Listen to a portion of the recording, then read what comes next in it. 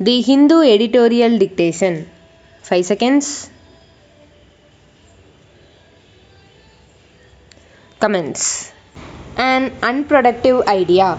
Socio-economic empowerment is more effective than coercion in cutting fertility rates. Incentives and penalties form an integral component of the measures to control population growth announced by Uttar Pradesh Chief Minister Yogi Adityanath on Sunday. These steps are aimed at reducing UP's total fertility rate (TFR) recorded as 2.7 by the National Family Health Survey 4 in 2016, a figure only lower than that of neighboring Bihar, 3.1 as of 2020 in NFHS 5. Aims in this direction: increasing the rate of modern contraceptive prevalence, male contraception, decreasing maternal mortality and infant mortality rates significantly by 2026, or on the face of it, in line with what was stressed at the Cairo International Conference on Population and Development in 1994. The Cairo Consensus called for a promotion of reproductive rights, empowering women, universal education, maternal and infant health to untangle the knotty issue of poverty and high fertility. But rather than taking steps in this direction, the government seems to have taken the beaten path of a mixture of incentives and penalties to tackle what is a socio-economic issue as a demographic one.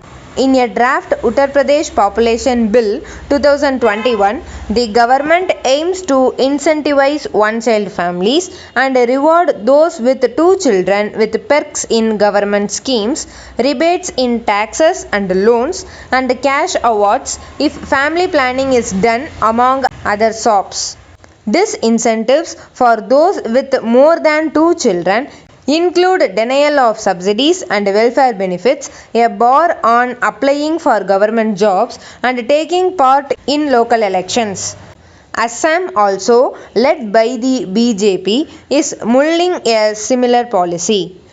The incentives or disincentives approach has been denounced in the past by the National Human Rights Commission after such measures were introduced by several states in the 1990s and 2000s, that is Haryana, undivided Andhra Pradesh, Madhya Pradesh, Rajasthan, Chhattisgarh and Odisha.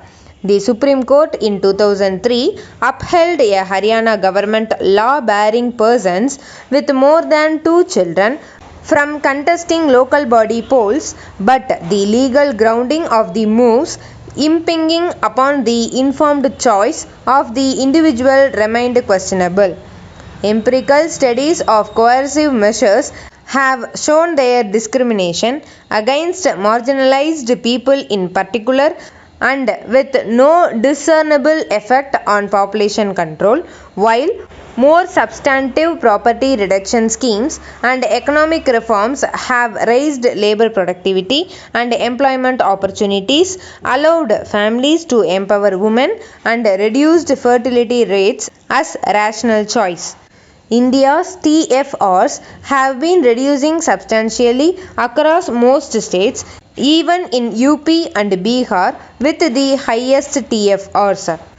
To hasten the drop to replacement levels of fertility, states should tackle the socio-economic issues confronting India's largely youthful democracy rather than seeking neo-Malthusian approaches on population control.